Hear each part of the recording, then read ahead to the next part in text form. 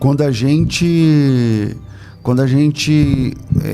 liga aqui, pergunta sobre dízimo como ontem, é a mesma, parece que os irmãos do chat levam todo mundo um choque e começa todo mundo, né? Porque dízimo é primício, não, porque dízimo não é dinheiro, dízimo tem que ser do campo, dízimo não sei o que lá e tal, e começa, e o pau começa a quebrar. Então, parece que a parte mais difícil de se converter do homem é o bolso. Falou de dinheiro, os irmãos já começam a se manifestar. O que nós temos na Bíblia? Nós temos na Bíblia uma realidade do dízimo no Antigo Testamento como lei.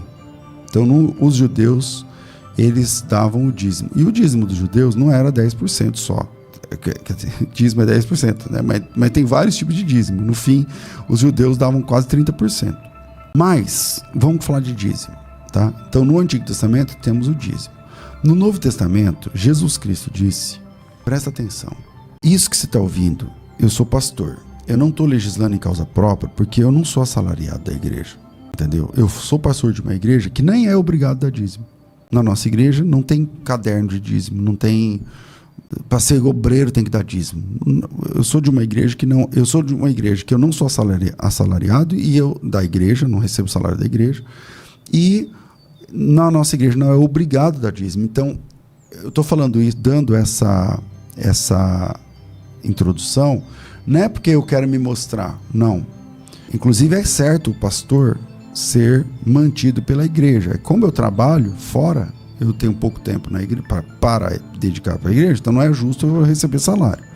Então, feitas essas duas introduções, para que você entenda que eu não estou falando isso porque eu tenho interesses sobre isso, tá certo? Então eu não recebo salário de dízimo dos irmãos e eu também, na nossa igreja, não é obrigatório dar dízimo. Pronto. Então, dízimo é obrigatório no Antigo Testamento. No Novo Testamento, nós temos a fala de Jesus dizendo o seguinte: se a vossa justiça não exceder a dos escribas e fariseus, vocês nem entram no reino. Vocês nem mesmo entrarão no reino de Deus. Ou seja, como que os judeus trabalham? Com o dízimo. Parece que se vocês ficar nessa historinha de que eu vou contar aqui, no conta-gotas é 1.580, então eu tenho que dar 158,75 centavos. Então não é essa a ideia. Não é essa a ideia.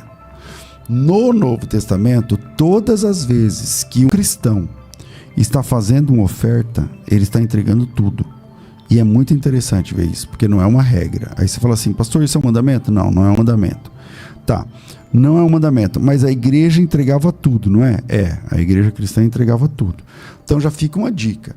Alguma coisa entre 10% e 100%, 10% como os fariseus, e 100% como os cristãos do primeiro século, é a forma como o cristão deveria se comportar. Você está entendendo? Mas a igreja eu não consigo enxergar que a igreja obrigava os irmãos a dar dízimo, até porque a forma que os irmãos entregavam era tudo. Aí a pergunta dele, eles entregavam tudo por quê? Porque eles achavam que Jesus voltava logo. Quando a Bíblia diz que eles vendiam suas propriedades, repartiam, tal, segundo cada um tinha necessidade, e era um coração e alma da multidão dos que criam, ninguém que considerava uma coisa sua em particular, mas todas as coisas deles eram comum. Ali não está dizendo que eles estavam fazendo aquilo já que ele está voltando, então eu vou entregar isso aqui mesmo. Não diz isso. Parece, e também não fala que é porque eles estavam sendo perseguidos. Parece que era um efeito da conversão. Parece que o que estava acontecendo ali era um efeito da conversão. E como efeito da conversão, eles estavam entregando tudo. O que é o mais lógico a gente pensar, porque assim, Jesus Cristo é o nosso Redentor. Ele nos comprou. O que significa? Que ele é nosso dono. Se ele é nosso dono, eu acabei de perder o direito de ser dono desse óculos aqui, desse relógio aqui, dessa camiseta aqui, desse corpo aqui, desse celular aqui, desse computador, dessa água. Por quê? Porque tudo é meu. Essas coisas que eu falei são minhas. Mas eu tenho dono agora. Então eu não sou mais meu. Quanto mais as coisas que eu tenho. Entende? Então, naquele momento, tudo passa a ser de Jesus. A minha vida passa a ser de Jesus, tudo que eu tenho passa a ser de Jesus.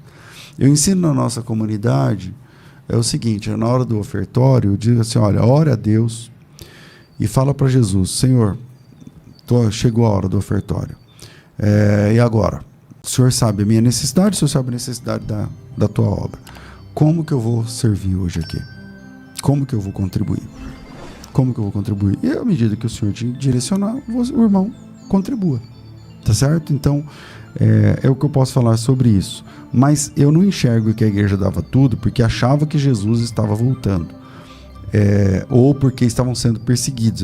Eu não consigo ver uma conexão com a doação dos irmãos, o desprendimento dos irmãos e com ou a volta de Jesus, a percepção que ele ia voltar logo, ou porque eles estavam sendo perseguidos. Tá certo? Então é isso. O Guilherme está dizendo, tudo que passa a ser de Jesus eu tenho que depositar nos pés do pastor? Não. Você tem que perguntar para Jesus, como eu falei agora, Guilherme, como é que ele quer que você faça com seus bens, com seu tempo, com seus talentos, com tudo. Não é só com o seu dinheiro, é com tudo, entendeu? Então você ora a Jesus e pergunta para ele, Senhor, o Senhor me comprou, eu sou teu, eu sou tua, Senhor. E agora, o que eu faço sobre isso aqui? Qual é a tua ordem? Então, por exemplo, sábado e domingo eu falei em 2 eventos distintos. Na Zona Oeste, outro em Diadema. Quando terminou o culto, o pastor deu de Zona Leste, São Miguel ali, e quando terminou o culto, o pastor lá de Diadema, eram igrejas diferentes, eventos diferentes. Eles vieram com um envelope para mim dar. Falaram, pastor, isso acontece, né, o tempo todo. E eu falei e Deus falou para mim, hoje você não vai receber não, você já tem.